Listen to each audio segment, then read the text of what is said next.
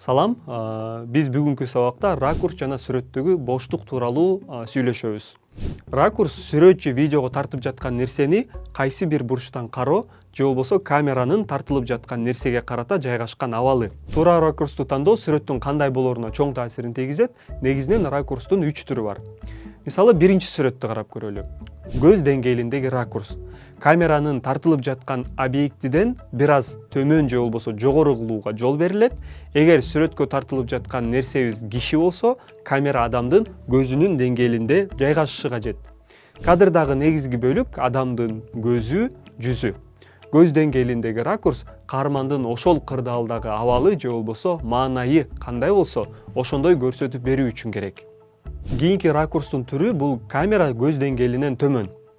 Камераны тартып жаткан объектиден төмөн жайгаштыруу. Анда сүрөткө тартылып жаткан нерсе көлөмдүү, чоң болуп көрүнөт.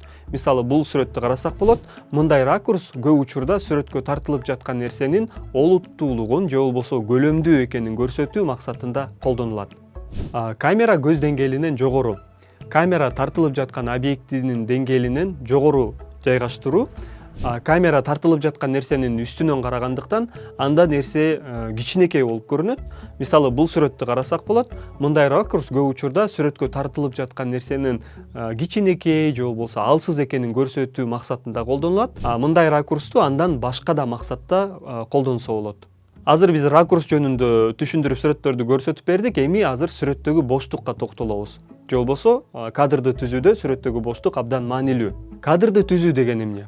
Кадр бул сүрөткө тартылып жаткан реалдуулуктун бир бөлүгү. Тагыраагы, сиздин сүрөттөгү бардык элементтер кадрдын бөлүгү болуп эсептелет.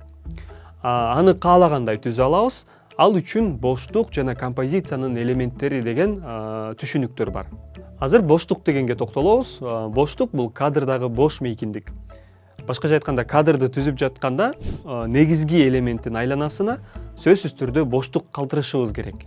Мисалы, кадрдагы негизги элемент адам болсо, адамды сүрөткө тартып жатканда анын башынын үстүнө керектүү деңгээлде боштук калтыруу кажет. Аны көз болжол менен аныктоого болот. Болжолду төмөнкүдөй боштуктарды калтырса болот. Эгерде сиз адамды ири планда тартып жаткан болсоңуз, боштук кишинин кашынан чачына чейинки аралыкка барабар боштук калтырышыбыз керек болот. Эгерде киши орто планда тартылып жатса, кишинин кашынан баштап эгине чейинки аралык боштук катары калтырылууга тийиш. Эгерде сиз адамды жалпы планда тартып атсаңыз, адамдын төбөсүнөн ийине чейинки аралыктагыдай боштук калтырышыңыз керек. Ал эми алыскы планда андан да көбүрөөк боштук талап кылынышы мүмкүн. Андан тышкары, боштукту кыймылдуу нерселерди тартып жатканда дагы колдонуу абдан маанилүү. Мисалы, кыймылдуу нерселерди тартып жатканда адам кайсыл жакка басып бараткан болсо, ошол тарапка көбүрөөк боштук калтыруу кажет. Бул анын кыймылы ошол кайсыл багытка багытталганын так көрсөтүп, кыймылдын маанайын жаратат. Экинчиси, адамдын башы кайда бурулса, боштук ошол жакка көбүрөөк калтырылышы керек. Ал эми үчүнчүсү бул көз менен байланышкан.